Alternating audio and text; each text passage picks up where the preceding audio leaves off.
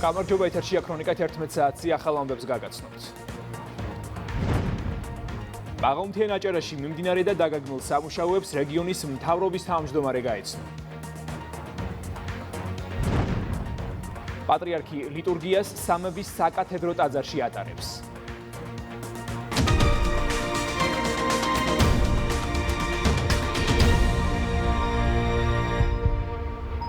მრავალჯერ ნასამართლები მოქალაქე ნარკოდანაშაულის ბრალდებით დააკავეს. აფხაზეთის პოლიციის დეპარტამენტის თანამშრომლებმა ნივთკიცება დამოიღეს 121 შეკვრა დაფასებული და 164 გრამი ნარკოტიკული საშუალება მეთადონი.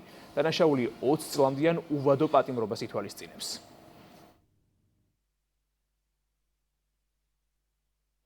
ბათუმში ინტერპოლის წითელი ცირკულარით ზებნელი უცხო ქვეყნის 2 მოქალაქე დააკავეს, ისინი თურქეთის სამართალდამცავი ორგანოების მოთხოვნის საფუძველზე საერთაშორისო დონეზე იძებნებოდნენ. ამჟამად დაკავებულების მიმართ კანონით გათვალისწინებული საექსტრადიციო პროცედურები მიმდინარეობს.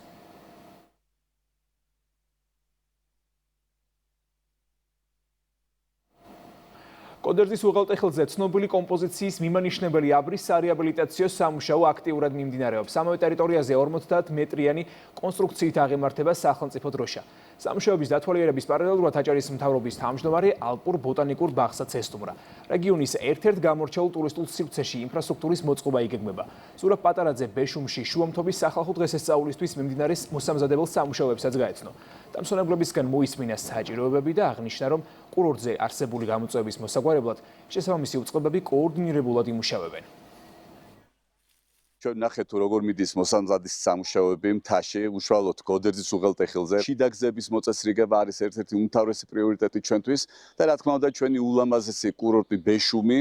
დღეს ჩვენ ვხედავთ ხალხმრავლობას, ადგილზე გავესაუბრეთ ადგილობრივ მოსახლეობას. დაგეგმილი არის ახალი პროექტების განხორციელება, გზა, წყალი, ზოგადად ინტერნეტიზაცია, ეს არის აუცილებელი პირობა, რაც უნდა იყოს მთაში და რა თქმა უნდა ინფრასტრუქტურა, მთავარი ხულო-ზარზმის გზის მშენებლობის პროექტი, რომელს ფაქტიურად დასასრულს მიდის. სამუშაოები მოიცავს როგორც შიდა ქსელის, ასევე მაღალძაბვის ქსელებისა და სატრანსპორტო ქვესადგურების სრულ რეაბილიტაციას, რაც საბოლოო ჯამში ხელი შეუწყობს მოსახლეობაში ხარისხიანი მუდმივი ელექტრომომარაგების მიწოდებას, რაც თავის მხრივ აისახება გაზრდილ ტურისტების რაოდენობაზე, რომელიც ხელი შეუწყობს მოსახლეობის სოციალურ-ეკონომიკურ განვითარებას. გარემოს დაცვის მინისტრი ზედამხედველობის დეპარტამენტის დედოფლის წყაროს ახალი განყოფილების თანამშრომლებს შეხვდა. კახეთის რეგიონულ სამმართველოს სამინისტროსგან გადაეცა შენობა, რომელშიც გარემოს დაცვითი პატრულირებისა და სწრაფი რეაგირების თანამშრომლები განთავსდნენ. განსაკუთრებული ყურადღება ექცევა ისეთ მნიშვნელოვან საკითხებს, როგორიცაა უკანონო ტყით სარგებლობა და ბრაკონიერობა. ყველა რეგიონში ვცდილობ, რომ წარმოდგენილი იყოს განყოფილებები, ჯგუფები, რომლებსაც ექნებათ შესაძლებლობა, რომ სრულად გადაფარონ და სრულფასოვნად იფუნქციონირონ. ამისთვის, რა თქმა უნდა, მნიშვნელოვანი არის გამართული ინფრასტრუქტურა და დღევანდელი დღეც ამისი ერთ-ერთი მნიშვნელოვანი მაგალითი არის. გარემოს დაცვითი ზედამხედველობის დეპარტამენტის კახეთის რეგიონალურ სამმართველოს დაემატა ახალი განყოფილება დედოფლის წყაროს მუნიციპალიტეტში. ჩვენი მიზანია სამართალდარღვევების პრევენცია, გამოვლენა და აღკვეთა. ხშირად ხდება უფრო უკანონო თევზჭერასთან და უკანონო ნადირობასთან ფაქტები. ასევე არსებობს უკანონო ხე-ტყით სარგებლობაც, რომელსაც ყოველდღიურად ვებრძვით მკაცრად. მინისტრი მაქსიმალურ მხარდაჭერას დაგკვირდა.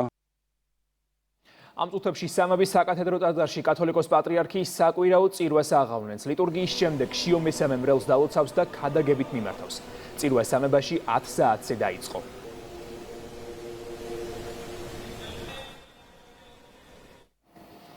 ბერლინში ავტომობილი ხალხის ჯგუფში შევარდა. ინციდენტი პრაიდ ღონისძიებაზე მოხდა. თავდასხმის შედეგად 1 ადამიანი დაიღუპა და 14 დაშავდა, მათგან რამდენიმეს მდგომარეობა მძიმეა.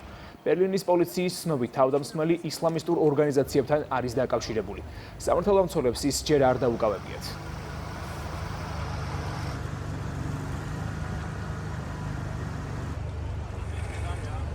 კიევის პოზიციის გათვალისწინებით კონფლიქტის გაყინვა შეუძლებელია. ასე გამოეხმაურა კრემლის პრესპიკერი ყაზახეთის პრეზიდენტის წინადადებას რუსეთ-უკრაინის კონფლიქტის გაყინვის შესახებ.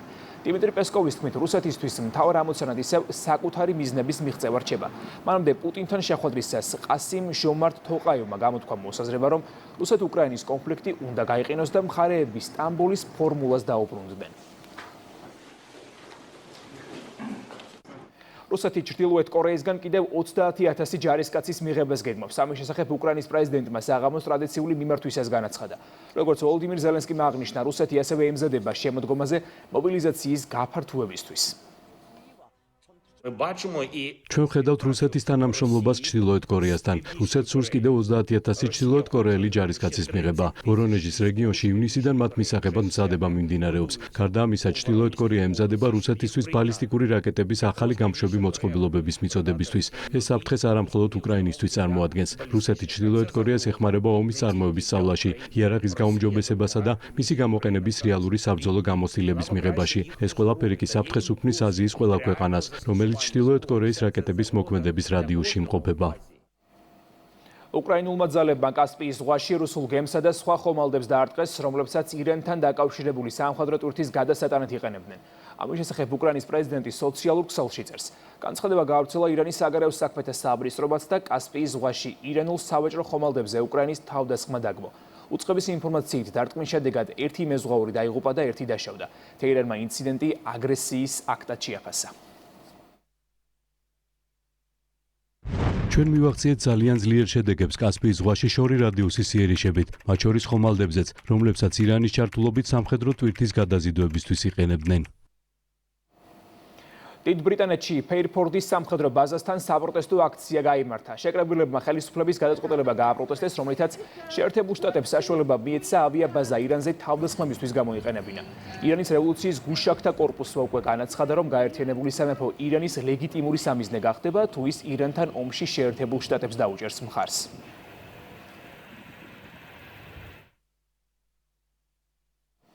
ბერლინში კონრად ადენაუერის ფონდის ღონისძიებაზე გამართული პროგრამული გამოსვლისას გერმანიის საგარეო საქმეთა მინისტრმა იოჰან ვადეფულმა განაცხადა, რომ ევროკავშირში მოქმედი ერთსულოვნების პრინციპები უნდა გაუქმდეს.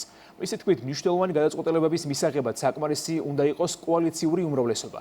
ეს ფაქტობრივად გააუქმებს ვეტოს უფლებას, რომელიც ამჟამად ევროკავშირის 27 წევრის სახელმწიფოდან თითოეულს აძლევს საშუალებას მნიშვნელოვანი გადაწყვეტილება დაბლოკოს. გერმანიის პირველი დიპლომატის განცხადებით, ცვლილებას უკვე 12 წევრის სახელმწიფო უჭერს მხარს. ნიუ-იორკში ხანძრის შედეგად 21 ადამიანი დაშავდა. დაშავებულთა შორის მეხანძრეებიც არიან. ცეცხლი κουინსის რაიონში ერთ-ერთ საცხოვრებელ სახლს გაუჩნდა და მეზობელ სახლებზეც გადავიდა.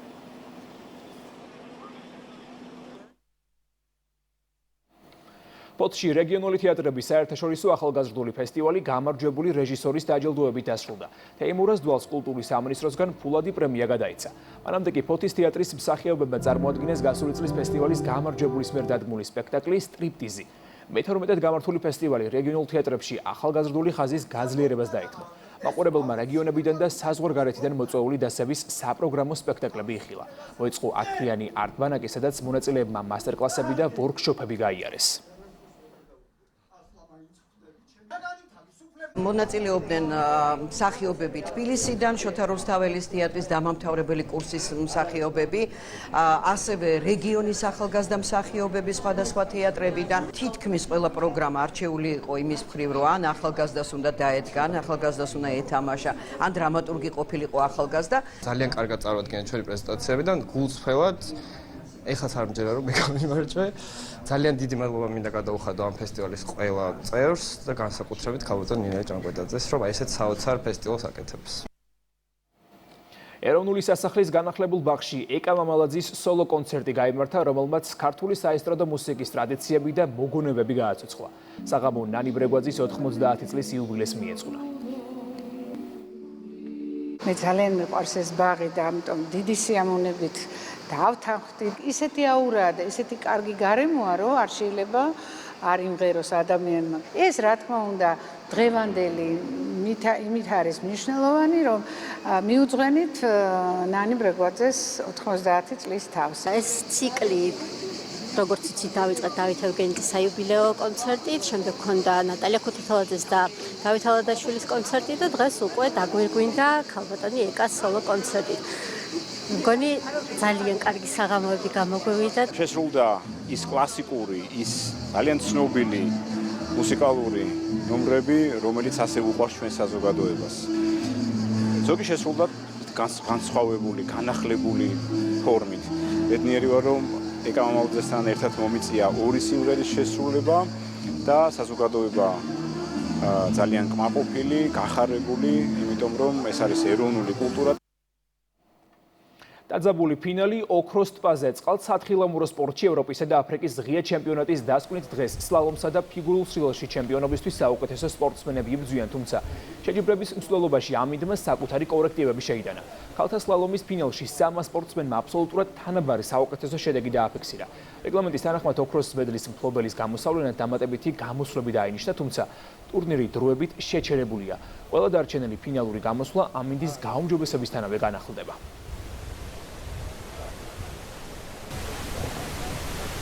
დღეს არის ფინალების დღე, მაგრამ უამინდობის გამო შეჩერებულია.